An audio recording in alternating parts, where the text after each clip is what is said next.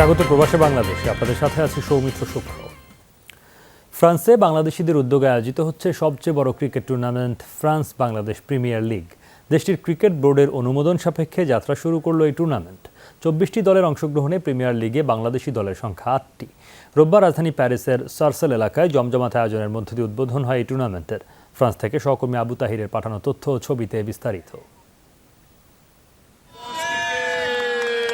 France Bangladesh premier league এফবিপিএল এর উদ্বোধনী অনুষ্ঠান ঘিরে ক্রীড়াপ্রেমীদের এ উৎসাহ উদ্দীপনা। প্যারিসে বাংলাদেশিদের আয়োজনে প্রথমবারের মতো অনুষ্ঠিত হচ্ছে এ ক্রিকেট টুর্নামেন্ট।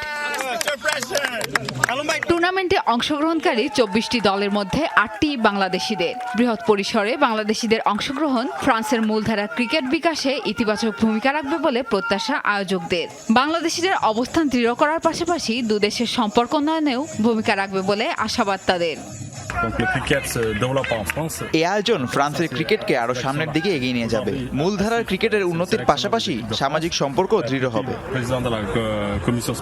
মূলধারার এই ক্রিকেট টুর্নামেন্টটি স্পন্সর করেছে শাহ গ্রুপ ও মির্জা গ্রুপ নামের বাংলাদেশি মালিকানাধীন দুটি প্রতিষ্ঠান। এই আয়োজনের মধ্য দিয়ে ফ্রান্সের ক্রিকেট আরো উন্নত হবে বলে প্রত্যাশা তাদের। ফ্রান্সে ক্রিকেট একটা সম্ভাবনাময় খেলা। এখানে বাংলাদেশের যে প্রজন্ম বাংলাদেশ থেকে আসে বা এখানে যারা জন্মগ্রহণ করে তারা কোনো না কোনো দিন ক্রিকেট ওয়ার্ল্ড কাপে খেলবে ফ্রান্স থেকেই। ফ্রান্স বাংলাদেশ ক্রিকেট সম্পর্কে 50 বছর পূর্তি উপলক্ষে আমরা এই এফবিপিএল আয়োজন করেছি, যাতে করে বাংলাদেশে যারা এসে বিদেশে ক্রিকেট খেলে এবং ক্রিকেটকে সমুন্নত করা বিশ্ব দরবারে। 18 জুন থেকে শুরু হওয়া এফবিপিএল এর এই আয়োজন চলবে চলতি মাসের 30 তারিখ পর্যন্ত। প্রিয়াঙ্কা চক্রবর্তী, যমুনা নিউজ। মালয়েশিয়ায় ছাপাখানায় অগ্নিকাণ্ডের ঘটনায় আরও এক বাংলাদেশের মৃত্যু হয়েছে। রোববার স্থানীয় সময় সকাল 10:30টায় সারডাং হাসপাতালে চিকিৎসাধীন অবস্থায় মারা যান তিনি। নিহতের নাম মোহাম্মদ সাইফুল ইসলাম, তার গ্রামের বাড়ি যশোর জেলায়। এই নিয়ে গত সপ্তাহের ওই দুর্ঘটনায় বাংলাদেশিদের মৃত্যুর সংখ্যা 4 জনে দাঁড়ালো। চিকিৎসকরা জানান, শনিবার রাত থেকে সাইফুলের শারীরিক পরিস্থিতি অবনতি হতে থাকে। এক পর্যায়ে অক্সিজেন নেওয়াও বন্ধ হয়ে যায়। পরে রোববার স্থানীয় সময় সকাল 10টার দিকে মারা যান তিনি। 15 জুন ভোরে মালয়েশিয়ার সেলাঙ্গর রাজ্যে একটি ছাপাখানায় ভয়াবহ অগ্নিকাণ্ডের ঘটনা ঘটে। এতে ঘটনাস্থলেই মারা যান লিটন ও মোরাদ আলী মোল্লা। গুরুতর দগ্ধ অবস্থায় 4 জনকে হাসপাতালে নেওয়া হলে চিকিৎসাধীন অবস্থায় পরদিন মারা যান মনিরুজ্জামান নামের আরেক ব্যক্তি। রাজা এবং বাবলুর রহমান নামের আরও 2 প্রবাসী কর্মী চিকিৎসা নিয়ে শনিবার বাসায় ফিরেছেন। সংযুক্ত আরব আমিরাতে সুনামের সাথে কাজ করছেন বহু প্রবাসী বাংলাদেশি। দেশটিতে ব্যবসা বাণিজ্যে নিজেদের শক্ত অবস্থান তৈরি করেছেন অনেকে। একক ও যৌথ উদ্যোগে বাড়ছে বাংলাদেশি মালিকানাধীন প্রতিষ্ঠানের সংখ্যা। সম্প্রতি দুবাইয়ে চালু হলো বাংলাদেশি মালিকানাধীন প্রতিষ্ঠান রেইনবো দুবাই রেস্টুরেন্ট। সংযুক্ত আরব আমিরাত থেকে সহকর্মী মেহেদির প্রতিবেদনে বিস্তারিত। প্রবাসীদের দেশীয় খাবারের স্বাদ দিতে দুবাই রাজমানে চালু হলো বাংলাদেশি রেস্তোরাঁ রেইনবো দুবাই রেস্টুরেন্ট। উদ্বোধনী অনুষ্ঠানে দেশটির বিভিন্ন অঞ্চল থেকে উপস্থিত ছিলেন প্রবাসী বাংলাদেশিরা।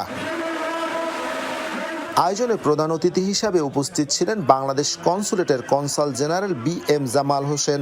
প্রবাসের মাটিতে দেশীয় খাবারের এমন উদ্যোগকে স্বাগত জানান কনসাল জেনারেল। বাংলাদেশি মালিকানাধীন এসব প্রতিষ্ঠানের কারণে দেশে রেমিটেন্স প্রবাহ বাড়ছে বলেও জানান তিনি। ব্যবসায়িক দৃষ্টিকোণ থেকে আমরা রেস্টুরেন্টে করিনি, কারণ আমরা নিজেরা অনেক সময় এই রেস্টুরেন্টে বা একটা অনুষ্ঠান করার জন্য শুধু শারজাহ অথবা দুবাই যেতে হয়। তো এই জন্য ওই দৃষ্টিকোণ থেকে অ্যাকচুয়ালি এটা আমাদের করার উদ্দেশ্য। আমরা যারা সার্বভৌমত্ব ক্যারি করি বা পতাকা ক্যারি করি, তাদের ভিতরে জায়গাটা এমন থাকে যে আমার ভাই, আমার বোন, আমার পরিবারের ভাইরা, যে যাদেরকে আমরা বলি রেমিটেন্স যোদ্ধা, তারা বিশ্বের বিভিন্ন জায়গায় ছড়িয়ে আছে। আয়োজনে সভাপতিত্ব করেন রেস্তোরাঁর পরিচালক দেলোয়ার হোসেন, পরিচালনা করেন মনিরুজ্জামান মনির। বিশেষ অতিথি ছিলেন বাংলাদেশ কনসুলেটের কমার্শিয়াল কাউন্সিলর কামরুল হাসান, অভিনেতা সিদ্দিকুর রহমান সহ আরও অনেকে। আগামী 30 দিন প্রবাসীদের জন্য দেওয়া হবে 30% মূল্য ছাড়। অনুষ্ঠান আয়োজনে রেস্তোরাঁর 2য় তলায় করা হয়েছে হলরুম। দেশীয় আমেজের এমন উদ্যোগে খুশি প্রবাসীরা। অনেক সময় তাদের ছেলে মেয়েদের বার্থডে, ম্যারেজ ডে এবং সামাজিক বিভিন্ন ধরনের অনুষ্ঠান এখানে আয়োজন করে তারা কিন্তু আজ মানে সুনির্দিষ্ট কোনো হলের ব্যবস্থা এতদিন ছিল না, যেটা আমরা এখানে আজকে থেকে আলহামদুলিল্লাহ সবাই এখানে আসলে বিভিন্ন ধরনের অনুষ্ঠান করতে পারবে। আমাদের রেস্টুরেন্টে বাংলাদেশি 25 জন লোক কাজ করে, বাংলাদেশিদের কর্মসংস্থান আরো বাড়বে। সম্পূর্ণ পরিচ্ছন্ন ও স্বাস্থ্যসম্মত উপায়ে রান্না করা দেশীয় খাবারের স্বাদ নিতে সকলকে রেস্তোরাঁয় আসার আহ্বান জানান উদ্যোক্তারা। বাহারি স্বাদের দেশীয় খাবারের পাশাপাশি থাকবে বিদেশি খাবারের আয়োজনও। মেহেদি, যমুনা নিউজ, সংযুক্ত আরব আমিরাত।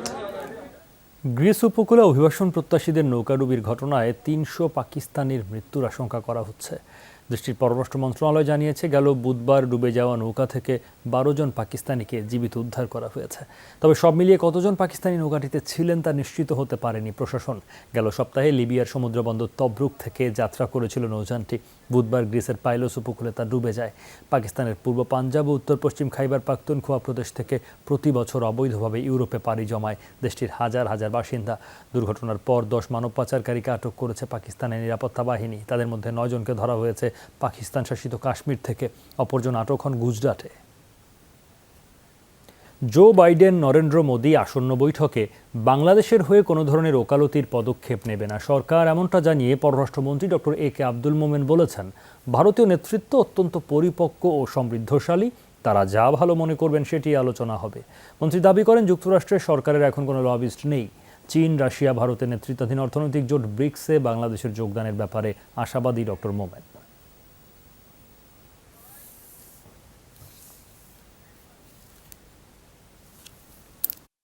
সুষ্ঠু অবাধ নির্বাচন নিশ্চিত করতে বেড়েছে যুক্তরাষ্ট্র সহ পশ্চিমা দেশ ও উন্নয়ন সহযোগীদের চাপ তৎপরতা।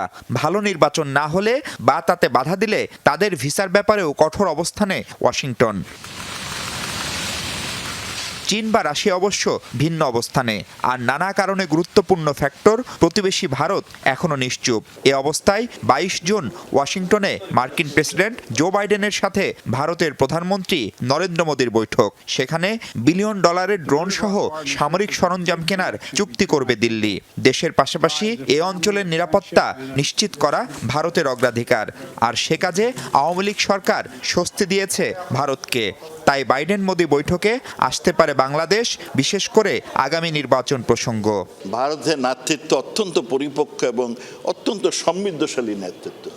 তারা যেটা ভালো মনে করবেন সেইটাই তারা আলাপ করবেন। ওখানে আমার ওকালতি করার কোনো প্রয়োজন নেই। জয়শঙ্কর সাহেবের সাথে আমার আলাপ হয়েছে, অ্যান্ড উই আর এট পার, আমরা সেম লেভেলে কাজ করতেছি। So I am very pleased.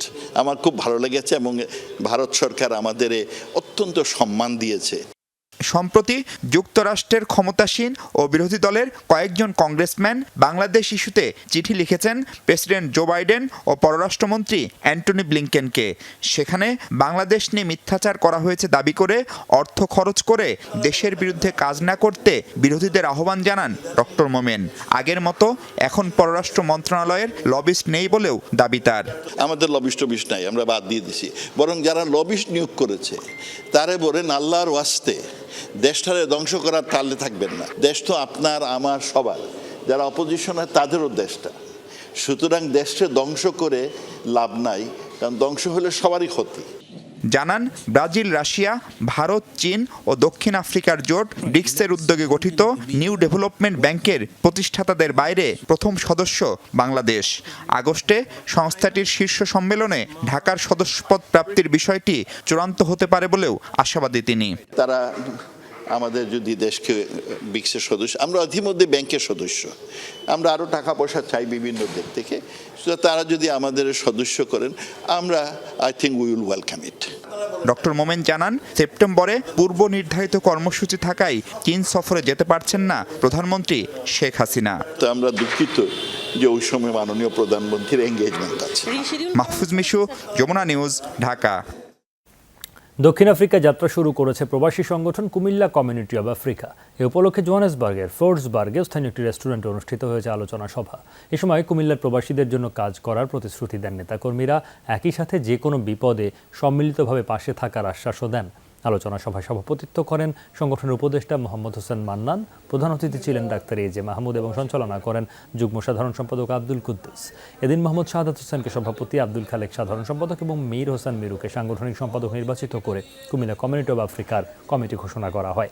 অনুষ্ঠানে আরও উপস্থিত ছিলেন ইসমাইল হোসেন মোশাররফ, সাখাওয়াত হোসেন, লোকমান হোসেন সহ কুমিল্লা জেলার প্রবাসী বাংলাদেশিরা।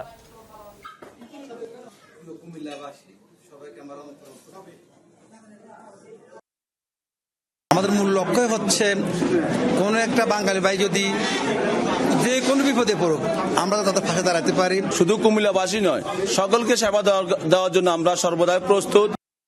অবশেষে সম্পূর্ণ বিনা খরচে মালয়েশিয়া যাচ্ছেন 20 শ্রমিক। বিদেশগামী কর্মী বিমান টিকিট, ভিসা ফি, স্বাস্থ্য পরীক্ষা, ইন্স্যুরেন্স ও বাসস্থান সহ সব খরচই বহন করবে মালয়েশিয়ার নিয়োগকর্তা। উচ্চ ব্যয় রোধে এমন পদক্ষেপ আবাসন খাতে ইতিবাচক প্রভাব ফেলবে বলে মনে করেন সংশ্লিষ্টরা।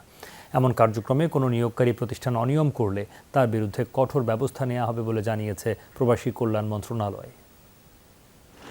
গুরুত্ব ও পছন্দের বিচারে মালয়েশিয়ার শ্রমবাজারে বরাবরই আগ্রহ আছে বাংলাদেশের। এবার দেশটিতে সম্পূর্ণ বিনা খরচে কর্মী পাঠানো শুরু করেছে বাংলাদেশ। ক্যাথারসিস ইন্টারন্যাশনালের সার্বিক তত্ত্বাবধানে জেজি আলফালাহ ম্যানেজমেন্ট রিক্রুটিং এজেন্সির ব্যবস্থাপনায় 20 কর্মী যাচ্ছে কুয়ালালামপুরে, যাতে সার্বিক সহযোগিতা করছে প্রবাসী কল্যাণ মন্ত্রণালয়। বিনামূল্যে যাচ্ছে, একদম ফ্রিতে, কোনো কষ্ট লাগে না আর কোনো টাকা লাগে না। আমরা এভাবে কোনোদিনও স্যার ভাবতে পারি নাই যে এভাবে আমরা যেতে পারবো ফ্রি টাকায়। 5 মাস আগে আমি পাসপোর্ট জমা দিছি, এই 5 মাস পরে যে আর কি আমার কাজটা সম্পূর্ণ হয়েছে।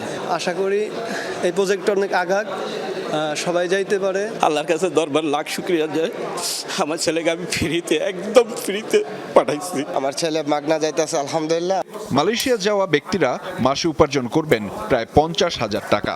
তাই কর্মী বাছাইয়ের ক্ষেত্রেও নেওয়া হয়েছে বিশেষ উদ্যোগ। প্রথম ক্রাইটেরিয়াটি হলো কোনো এজেন্টের থ্রুতে আমরা লোক নেই, ব্যক্তিগতভাবে চিনি জানি।